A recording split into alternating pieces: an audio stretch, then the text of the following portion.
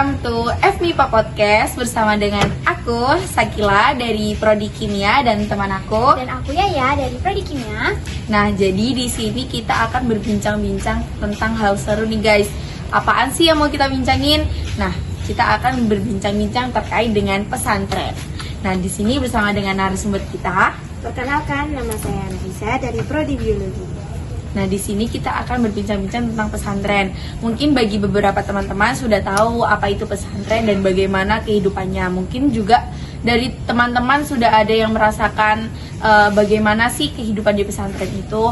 Tapi pada era sekarang kita perlu tahu juga pesantren itu sudah jauh berbeda karena sekarang menurut aku pribadi nih pesantren itu sekarang sudah berbeda karena ada sekarang pesantren modern gitu. Nah, jadi kita akan tanya-tanya kepada Nafisa terkait dengan gimana sih kehidupan di pesantren dan bagaimana apa yang dirasakan Nafisa selama menjalani kehidupan di pesantren. Sebelumnya aku mau tanya Nafisa sudah menjalani hidup di pesantren berapa lama? Tahun ini tahun ke-7. Oh, tahun ke-7 berarti dari SMP? Iya. Oh, dulunya di mana?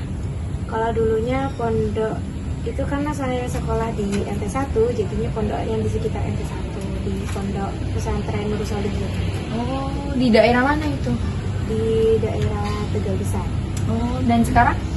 Waktu sekarang di bagian PPM Agusna. Di Agusna. Oke, aku mau nanya nih, pesantren yang dulu kan pasnya berbeda sama yang sekarang, baik metode pembelajarannya ataupun iklimnya. Nah, menurut Mbak Nafisa nih, apa yang membedakan pesantren yang dulu dengan yang sekarang? Entah secara metode pembelajarannya atau ya lingkup dalamnya deh. Mungkin menurut saya, kalau pondok pesantren dulu biasanya kan dari segi sekolah atau dunianya semuanya kan dari pondok itu sendiri. Kalau pondok sekarang itu kan namanya pondok pesantren modern, itu kebanyakan hanya pondok saja, terus setengahnya itu juga ikut kegiatan yang di luar aja kayak kuliah atau sekolah-sekolah seperti biasa. Nah, kegiatannya itu mungkin terbatas. Biasanya kalau di pondok itu full di pondok aja. Terus kalau yang di pondok sekarang itu biasanya hanya cukup ada kegiatan pagi dan malam saja untuk kegiatan pondoknya. Setelah itu kegiatan di kampus. Tapi kira-kira itu kan kita bisa di pondok, berarti pondok yang benar-benar pondok tuh. Jadi dari mulai kayak kegiatannya, sekolahan itu kan menyesuaikan dengan di pondok. Beda sama yang sekarang. Kira-kira ada nggak kayak culture shocknya gitu? Perpindahan dari pondok yang dulu ke pondok yang sekarang gitu? Menurut saya sih tidak ada. Soalnya semuanya hampir sama kegiatannya, kepadatannya juga sama kayak kegiatannya di sekolah, kegiatannya di kayak ada kayak kerasa kayak kan dulu kan kalau misal dulu ya setahu saya kalau di pesantren yang sudah sekolah dan pesantrennya itu sudah satu yayasan itu kan biasanya sekolah yang akan menyesuaikan dengan kegiatan di pondok gitu kan. Tapi kan kalau sekarang beda dong.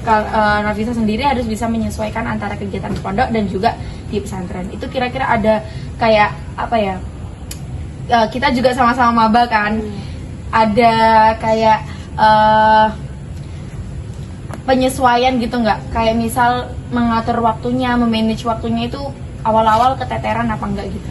Awal-awal emang keteteran mungkin, apalagi kan aturan pondok harus benar-benar mengikuti aturan pondok. Gak boleh jangan 100% dari kampus gitu.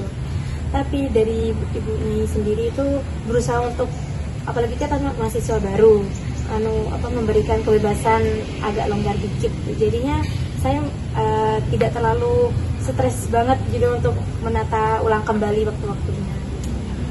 Oke, saya mau nanya nih Nafisa, gimana sih pendapat dari Nafisa tentang pesantren modern yang saat ini? Menurut saya emang apa ya, untuk ilmu umum mungkin lebih sedikit gitu kan. Soalnya bukan lebih ke arah ilmu agamanya yang lebih sedikit, tapi kan yang diinfokan ke bagian umumnya saja. Soalnya berfokus pada teknologi yang ada sekarang ini. Mungkin kurangnya dari segi ilmu agama. Oh, jadi kayak ada perbedaan di situ ya? Iya. Oh. Terus terakhir, gimana sih kan Nafisa 7 tahun nih Iya. mondok gitu kan.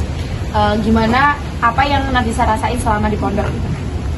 Senang sih, tambah banyak kenalan, tidak hanya dalam satu kota saja, bisa berbagai kotanya juga. Terus saya juga bisa tahu sifat-sifatnya orang gitu, jadinya saya juga bisa berhati-hati dalam bertindak dan juga menambah ilmu, baik itu ilmu agama maupun ilmu umum. Oke, jadi gitu guys, kalian sudah dengarkan gimana kehidupan di pesantren dan bagaimana apa yang dirasakan Nafisa selama di pesantren, karena Nafisa sudah menjalani kehidupan di pesantren 7 tahun, guys, bayangin ya selama itu. Oke, terima kasih ya Nafisa sudah meluangkan waktunya. Semoga Semoga betah. iya, semoga betah, terus juga semoga bisa mencapai cita-cita yang Nafisa inginkan.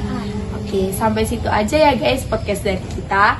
Kurang lebihnya kita mohon maaf. Kita saksikan episode selanjutnya di podcast selanjutnya. Dadah.